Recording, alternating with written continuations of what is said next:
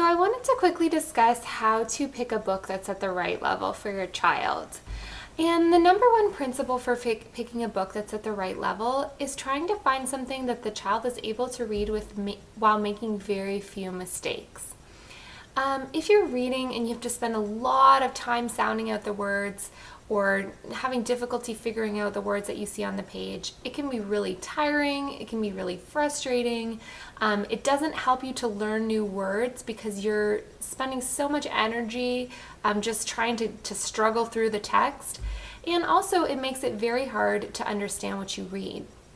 So a rough guideline for the percentage of words on the page that a child should be able to read correctly at an independent reading level would be 95 to 98% or more of words correctly on the page.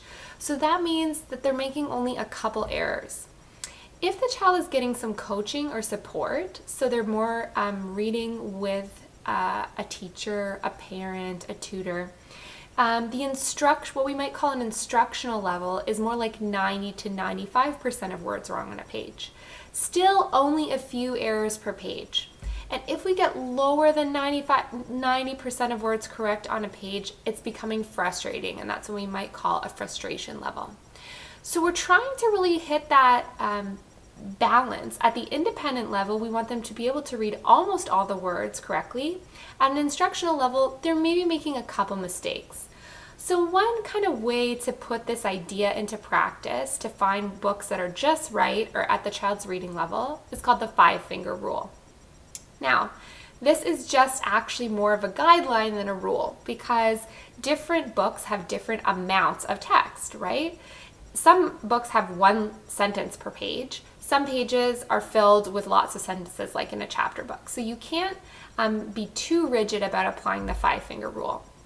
Also, some kids want to read books really badly, even though it's quite hard. And if they're very, very motivated because it's their favorite book, then maybe it's not such a big deal that they're not reading as many words correct. Conversely, some kids might only make a couple mistakes, but they might be reading really slowly, or it's really hard, or they really don't like the book. So then that's not really a good book either. But the general idea of the 5-finger rule is that you put up a finger for every word that you don't know right away, or that you have to sound out, or that you're not sure what it means. And if you have no fingers, or one finger, maybe 2 fingers at the end of the page, that means it's at your independent reading level, so you can read it by yourself. If you have somewhere between maybe 2 to 4 fingers up, that would more be at an instructional level. So it'd be something that you could read with some help. And if you have 5 fingers or more up, then this is at quite a difficult book. So you really have to want to read it if you're going to read a book this hard. So I'm going to illustrate how that might look. I'm reading this book called Heather Hits Her First Home Run. And I'm going to pick a page that has, a couple paragraphs. So it's not just one sentence.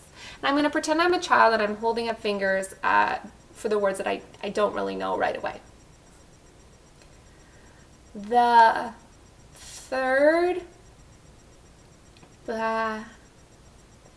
bassman, a little red harried boy named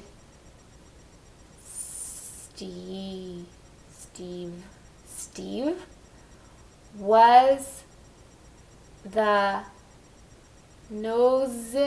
nosiest player on the other team.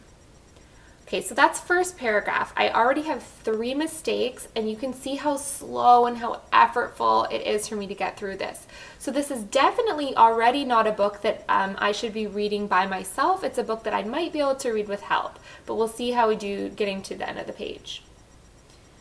When he showed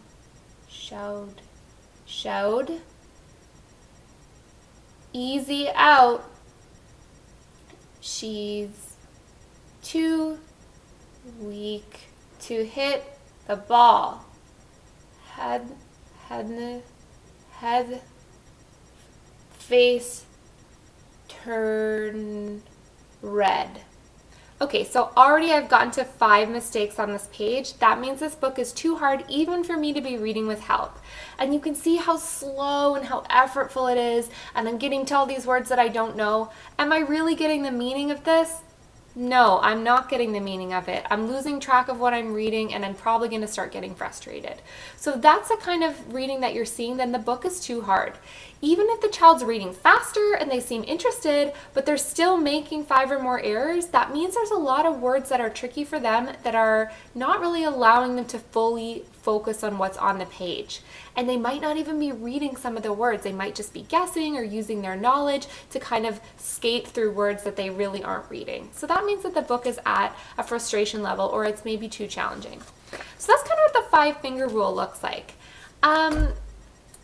Another way to figure out what the child's reading level is if you find books that the child seems to be reading quite well, or seems to be like the right level. A lot of books at the back will have it will tell you what age or what grade the book is appropriate for, particularly those newer books, like those newer chapter books and things. So you can look on the back, look at the appropriate grade. Now remember, you're not trying to find the grade that the child is in. You're trying to find the grade level of word difficulty that the child can cope with.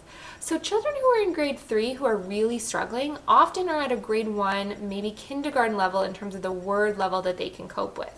So you want to figure that out. And if you can ask the child's teacher or tutor, or if they've had an assessment done, what their level, their grade level that they're reading at is, that could be really, really helpful to you to know what kind of books to look for. And something I find really, really helpful to find those books is the Scholastic Book Wizard. So it's an online search tool that allows you to search by the grade level of the word difficulty or the text difficulty, so that you can find books that have that level of word difficulty, but you can search for interest level, maybe at a higher level. So if you have your grade 3 child who's really like quite mature and interested in grade 3 subjects, maybe even grade 4 or 5 kind of ideas, but they're reading at a grade 1 level, you can find a book that's at a grade 1 level of word difficulty and a grade 5 level of, the difficulty of the concepts, the vocabulary, the ideas. So I find that tool really super helpful. Another thing that helps is to find a series that seems to be at the appropriate reading level for the child, and then to use different books from that series. So at the very beginning stages, if the child is willing to read some decodable books are books where they very carefully control the words so that the child could sound out most of the words in the book. If a child's interested in one of those series, I put some links below. Also put some links below to high interest, low vocabulary books, which are basically the same idea as I was saying, where you have a child whose interest level is higher, but their reading level is lower. And those books are designed for readers who are maybe grade 3 and up, maybe even all the way to high school level, some of them, but the text difficulty is at like a grade 1 to 3, maybe 4 or 5 level. So those series are really helpful, and Scholastic has a good series called the Sprint series that I find to be really useful for those kids.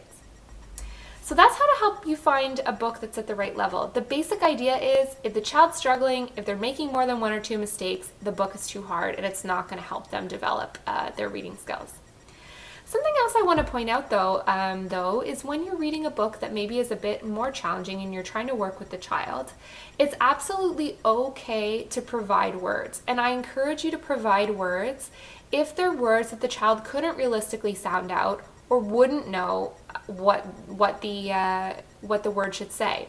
So you might have them sound out the first sound or couple sounds, but then provide the word. So in the example of Stevie in the book I just read, you might say, okay, I need you to help me with the first 2 sounds. What do they say? St, st.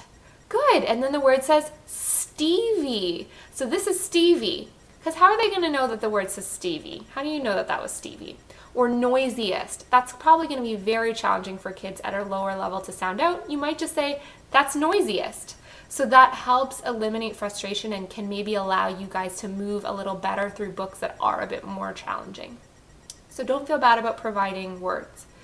The other important thing is if a child is struggling and the book is still quite challenging, it's taking them a while, even if they're only making a couple mistakes, that means that their reading fluency hasn't really developed. And you develop fluency by reading more and more until you don't have to think so much about the words. You can kind of get to the rhythm and the ideas behind the text. So a really good way to do that is through repeated reading.